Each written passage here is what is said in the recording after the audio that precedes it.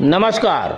मुस्लिम समाज का हो उत्तर प्रदेश में मुख्यमंत्री, कहा ओवैसी ने। समाचार विस्तार से।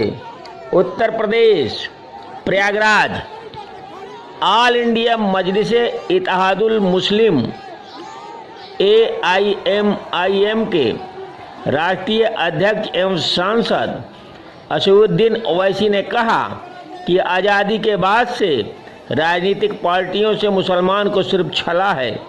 उनका वोट तो लिया लेकिन उनको दिया कुछ नहीं। यह देश के इतिहास की तल्लख हकीकत है।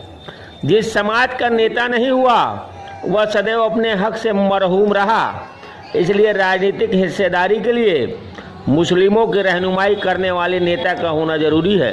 ओवैसी ने शनिवार को अटाला स्थित हमीदिया मजीदिया इंटर कॉलेज के मैदान में अपने संबोधन के दौरान न केवल बीजेपी, कांग्रेस, सपा और बसपा को निशाने पर लिया, बल्कि मुसलमानों को उनके राजनीतिक हिस्सेदारी दिलाने के लिए मुस्लिम नेता का होना जरूरी बताया। कहा कि जैसे विशेष जातियों के लोग मोदी, अखिलेश और योगी को अपना नेता मानते हैं, उसी तरह मुस्लिम समाज को भी नेता बनाना होगा। उन्होंने कहा कि यूपी की जेलों में 27% मुसलमान हैं। इस अत्याचार को मुसलमान समाज देख रहा है।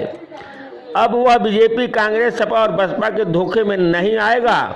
उन्होंने कहा कि वह यहाँ मुसलमानों में जज्बा पैदा करने आए हैं ताकि फिरका परस्त ताकतों को न केवल 2022 के चुनाव में बल्कि 2024 के चुनाव में मोदी सरकार को हराया जा सके।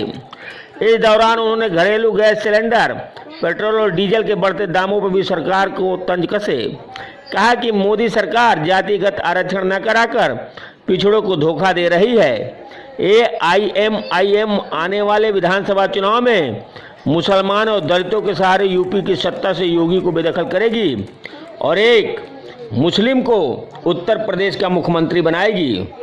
दागियों को लेकर भी भाजपा से कई सवाल पूछा।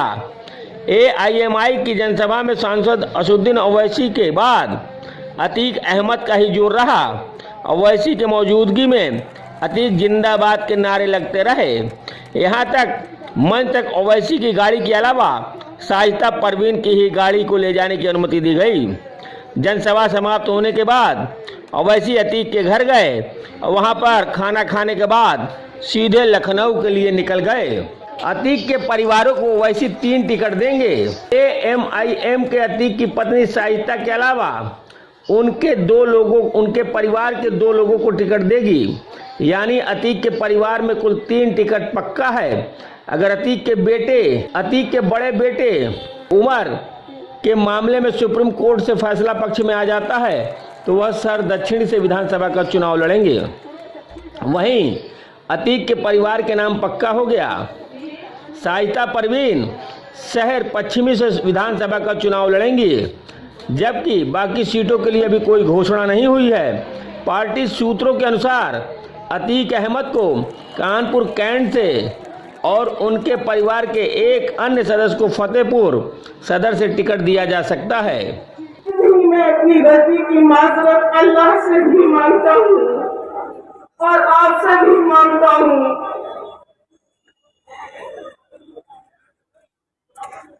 अतीक अहमद जिंदाबाद। हमसे सियासी गलती भी हुई है। आप मुझे वोट देते थे और मैं आपका वोट ले जाकर दूसरों की झोली में डालता था। उनकी ताकत बढ़ती थी और वह मुख्यमंत्री बनते थे और मैं झूठों सीना तान कर घूमता था या जेल काटता था। हम सबको चाहिए था कि अपना एक कायद रहनुमा चुनते। इस गलती का खामियाजा पूरे हिंदुस्तान का मुसलमान भुगत रहा है। आजादी के 70 साल बाद भी कोई अपना सियासी रहनुमा न होने की वजह से हालात ये है कि या तो मुसलमान आज टायर का पंचर जोड़ रहा है, डेंटर या पेंटर है या रिक्शा चला रहा है। जिसके पास थोड़ी जमीनें थी उनके बच्चे होते गए, जमीनें बढ़ती गईं, जमीनें छोटी हो गईं। और आज नौबत भूखों मरने की है। हमको लेमन जूस और टॉफी खिलाई जाती है, कुछ टिकट मुसलमानों को दे दिए जाते हैं और ऐसे लोगों को जो हक और हिस्से की बात न कर सके। आप बताओ कि अगर मैं विधायक या सांसद हो जाऊंगा, भाई हाजी परवेज टंकी या अंसार आलम को मंत्री बना दिया जाएगा, तो कौन से मुसलमानों की हालत सुधर जाएगी या कौन सा इंकलाब आ जाएगा।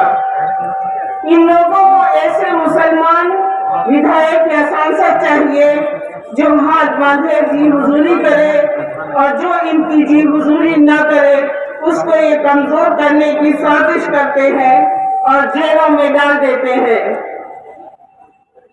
बुजुर्गों, जब मैं सांसद बना तो मुझे सांसद निधि का पैसा मिला।